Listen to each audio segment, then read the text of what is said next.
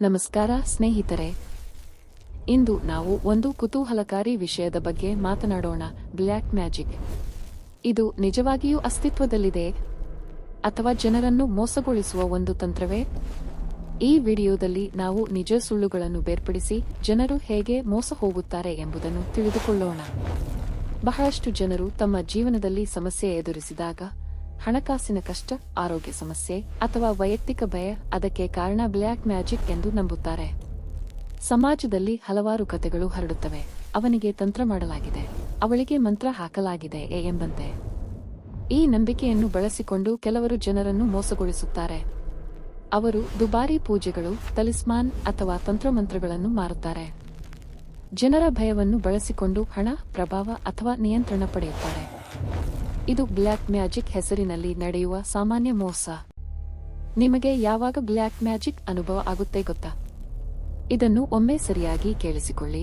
ನಿಮ್ಮ ಜನ್ಮ ಕುಂಡಲಿಯಲ್ಲಿ ಮತ್ತು ಗೋಚಾರದಲ್ಲಿ ಚಂದ್ರನ ದುರ್ಬಲತೆ ಇದ್ದಾಗ ಮನಸ್ಸು ಮತ್ತು ಭಾವನೆ ವಿಚಲಿತವಾಗುತ್ತದೆ.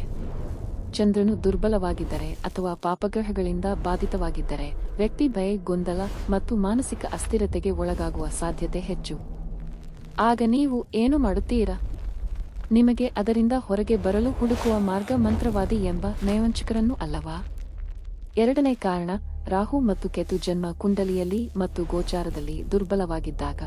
ರಾಹು ಅಥವಾ ಕೇತು ಬಲವಾಗಿ ದುಷ್ಟಸ್ಥಾನದಲ್ಲಿದ್ದರೆ ಅದು ಮೋಸ, ಭ್ರಮೆ ಅಥವಾ ಅಡಗಿದ ನಕಾರಾತ್ಮಕ ಶಕ್ತಿಗಳನ್ನು ಸೂಚಿಸುತ್ತದೆ. ಆ ಸಮಯದಲ್ಲಿ ನಿಮಗೆ ಕಾಣಿಸುವ ಮಾರ್ಗ ಅದೇ ಮಂತ್ರವಾದಿಯನ್ನು ಅಲ್ಲವಾ?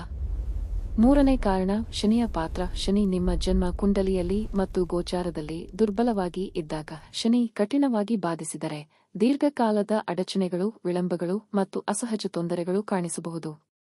ಇಂತಹ ಸಮಯದಲ್ಲಿ ನಿಮ್ಮ ಆರೋಗ್ಯ ಮತ್ತು ಮಾನಸಿಕ ಸಾಮರ್ಥ್ಯ ಕುಗ್ಗುವುದು. ಆಗ ನೀವು ಮಾಡುವ ಮೊದಲ ಕೆಲಸ ಮತ್ತೆ ಅದೇ ತಪ್ಪು ಮಂತ್ರವಾದಿಯನ್ನು ಭೇಟಿಯಾಗುವುದು. ಕೆಲವೊಂದು ಅಪರೂಪದ ದೋಷಗಳು ಜಾತಕದಲ್ಲಿ ಕಂಡುಬಂದರೆ ಅವು ಸಾಮಾನ್ಯ ಕರ್ಮದ ಮಾದರಿಗಳಿಗೆ ಹೊಂದಿಕೆಯಾಗದೆ ಹೊರಗಿನ ನಕಾರಾತ್ಮಕ ಪ್ರಭಾವವನ್ನು ಸೂಚಿಸಬಹುದು. ಉದಾಹರಣೆಗೆ, 2020ರಲ್ಲಿ ಪಂಚಗ್ರಹ ಸಂಯೋಗದಿಂದ ಕೋವಿಡ್ ಮಾರಕ ಕಾಯಿಲೆಯನ್ನು ಜಗತ್ತು ಎದುರಿಸಿತು. ಹೀಗೆ ಪ್ರತಿಯೊಬ್ಬ ವೈಯಕ್ತಿಕ ಜಾತಕದಲ್ಲಿ ಕೆಲವು ಸಂದರ್ಭಗಳಲ್ಲಿ ಕೆಟ್ಟ ಗ್ರಹ ಸಂಯೋಗ ಬರುತ್ತದೆ. ಅಂಥ ಸಂದರ್ಭಗಳಲ್ಲಿ ವಿಪರೀತ ಮತ್ತು ಅಸಹಜ ಸಮಸ್ಯೆಗಳನ್ನು ನಾವು ಎದುರಿಸುತ್ತೇವೆ. ಅಂತಹ ಸಮಯದಲ್ಲಿ ನಾವು ವೈಜ್ಞಾನಿಕವಾಗಿ, ವೈದಿಕವಾಗಿ ಯೋಚಿಸುವುದರ ಬದಲಾಗಿ ಮಾಟಮಂತ್ರದ ಕಡೆ ಮನಸ್ಸು ವಾಲುತ್ತದೆ. ಅಂತಹ ಸಂದರ್ಭದಲ್ಲಿ ನಾವು ನಿಜವಾಗಿ ಯೋಚನೆ ಮಾಡಬೇಕಾಗಿರುವುದು ಮಂತ್ರ ಮತ್ತು ಮೌನ. ರಕ್ಷಣಾ ಮಂತ್ರಗಳನ್ನು ಜಪಿಸುವುದು ಅಥವಾ ಶನಿವಾರಗಳಲ್ಲಿ ಮೌನ ವ್ರತ ಪಾಲಿಸುವುದು ಮನಸ್ಸನ್ನು ಸ್ಥಿರಗೊಳಿಸುತ್ತದೆ. ದಾನ ಮತ್ತು ಸೇವೆ, ಬಡವರಿಗೆ, ಹಿರಿಯರಿಗೆ ಅಥವಾ ಕಾರ್ಮಿಕರಿಗೆ ಸಹಾಯ ಮಾಡುವುದರಿಂದ ನಕಾರಾತ್ಮಕ ಶಕ್ತಿಗಳು ಕಡಿಮೆಯಾಗುತ್ತವೆ. ಚಂದ್ರ ಬಲಪಡಿಸುವುದು, ಮುತ್ತಿನ ಧಾರಣೆ, ಧ್ಯಾನ ಅಥವಾ ಚಂದ್ರ ಸಂಬಂಧಿತ ಪೂಜೆಗಳು ಮನಸ್ಸನ್ನು ಬಲಪಡಿಸುತ್ತವೆ.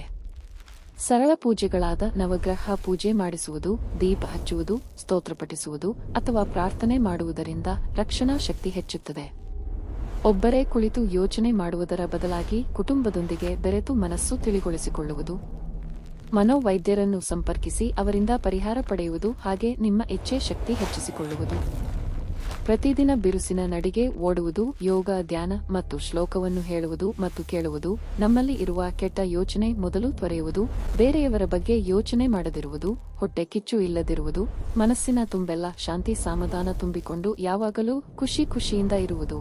ಆಗ ನಮ್ಮ ಬದುಕಿನಲ್ಲಿ ಎಂತಹ ಕಷ್ಟ ಬಂದರೂ ಅದನ್ನು ನಿಭಾಯಿಸುವ ಮಾರ್ಗ ಮತ್ತು ಶಕ್ತಿ ನಮಗೆ ಸಹಜವಾಗಿ ಬರುತ್ತದೆ. ಈ ಜಗತ್ತಿನಲ್ಲಿ ಎರಡು ಶಕ್ತಿ ಇರುವುದು ನಿಜ.